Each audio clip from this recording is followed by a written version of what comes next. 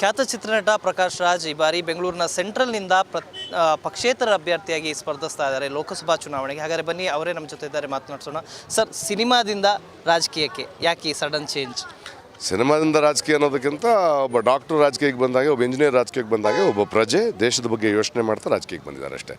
ಯಾಕಂದರೆ ರಾಜಕೀಯ ಯಾರ್ದು ಸೊತ್ತಲ್ಲ, ಒಂದು ಪ್ರಜೆಯ ಸೊತ್ತು. ಇದೆಲ್ಲ ಪಕ್ಷಗಳಾಗೋಗಿದೆ. ಅದಲ್ಲದೆ ಜನರು ಕೆಲಸ ಮಾಡೋರು, ಜನರ ಧ್ವನಿಯಾಗಿರೋರು ರಾಜಕೀಯಕ್ಕೆ ಬರಬೇಕಾಗೋದು ಬಹಳ ಮುಖ್ಯ. ಯುವಕರು ರಾಜಕೀಯಕ್ಕೆ ಬರಬೇಕಾಗೋದು ಬಹಳ ಮುಖ್ಯ. ಯಾಕಂದರೆ ಇದು ನಮ್ಮ ದೇಶ.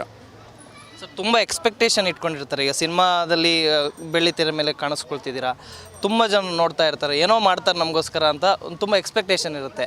ನೀವು ಏನು ಮಾಡ್ತೀರಾ ಜನಕ್ಕೋಸ್ಕರ? ಜನರಿಗೋಸ್ಕರ ಇರ್ತಾನೆ. ಇವತ್ತಿನ ತನಕ ಯಾರು ಏನು ಮಾಡಿದ್ದಾರೆ ಅಂತ ನಮಗೆ ಗೊತ್ತಾಗ್ತಿದೆಯಲ್ಲ. ಇವತ್ತು ನೋಡಿ, 10 ದಿನಗಳ ಪ್ರಕಾರ ಜನರ ಹತ್ರ ಸಮಸ್ಯೆಗಳು ನೋಡಿದ್ರೆ ದಶಕಗಳಿಂದ ಅದೇ ಸಮಸ್ಯೆಗಳಿವೆ. ಇದು ಯಾಕೆ ಮಾಡೋಕ್ಕಾಗಿಲ್ಲ? ಒಬ್ಬ MP ಏನು, ಒಬ್ಬ MP ಕೇಂದ್ರದಿಂದ ಏನೇನೆಲ್ಲ ಮಾಡ್ಬೋದು ಜನಕ್ಕೆ ಅರ್ಥ ಆಗ್ದಂಗೆ ಇಟ್ಟಿದ್ದಾರೆ. 5 ವರ್ಷಕ್ಕೊಂದು ಸಲ ಬರೋದು, ಓಟ್ ತೊಗೊಳ್ಳೋದು. ಒಂದು MP ಒಂದು ಕೇಂದ್ರದಿಂದ ಬರುವಂಥ ಸಹಾಯಗಳೇನು, ಕೇಂದ್ರದಿಂದ ಬರುವಂಥ ಕಾರ್ಯಕ್ರಮಗಳೇನು, ಅದನ್ನು ಎಷ್ಟು ಮಟ್ಟಿಗೆ ತೊಗೊಂಬರ್ಬೋದು. ಮತ್ತು 500ಕ್ಕೆ ಮೇಲಿರೋ MPಗಳು ತೊಗೊಳ್ಳೋ ಒಂದೊಂದು ನಿರ್ಧಾರನೂ ದೇಶದ ಪಾಲಿಸಿಗಳನ್ನ ಡಿಸೈಡ್ ಮಾಡುತ್ತೆ. ಅದು ಪ್ರತಿಯೊಬ್ಬನ ಜೀವನದ ಮೇಲೆ ಪರಿಣಾಮ ಬೀರುತ್ತೆ. ಯಾವುದನ್ನು ಯೋಚನೆ ಮಾಡೋದು. ಇಲ್ಲೊಂದು 5 ಲಕ್ಷ ಸಾವಿರ ಜನ ಓಟ್ಗಳನ್ನು ತೊಗೊಂಡು ಅಲ್ಲಿ ಒಂದು ಓಟ್ ಹಾಕ್ತಿದ್ದಾರೆ. ಅದನ್ನು ಪ್ರಶ್ನಿಸುವ ಮೂಲಕ ಮತ್ತು ನಾವೇ ಪ್ರತಿನಿಧಿಗಳಾಗೋ ಮೂಲಕ ಸಾಕಷ್ಟು ಬದಲಾವಣೆ ತರಕ್ಕೆ ಸಾಧ್ಯ.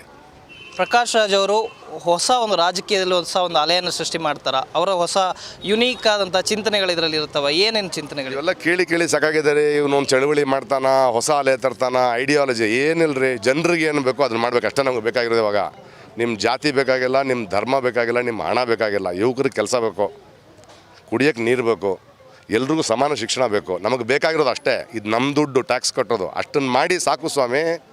ನೀವು ಮಾಡಿದ್ರೆ ನಾವು ಮಾಡಿಸ್ಕೊಳ್ತೀವಿ, ಅಷ್ಟೇ ತಾನೇ. ಈ ಸಿದ್ಧಾಂತಗಳು ಹೇಳೋದು, ಐಡಿಯಾಲಜಿಗಳು ಹೇಳೋದು, ಚಳುವಳಿಗಳಾಗೋದು, ಹೊಸ ನಾಯಕ ಹುಟ್ಬಿಟ್ನಂತೆ, ಇದೆಲ್ಲ ಜನ ಕೇಳಿ ಕಿವಿಡಾಗ್ಬಿಟ್ಟಿದೆ. ನಮಗೆ ಬೇಕಾಗಿರೋದು ಇವತ್ತಿನ ನಮ್ಮ ಯುವಕರಿಗೆ.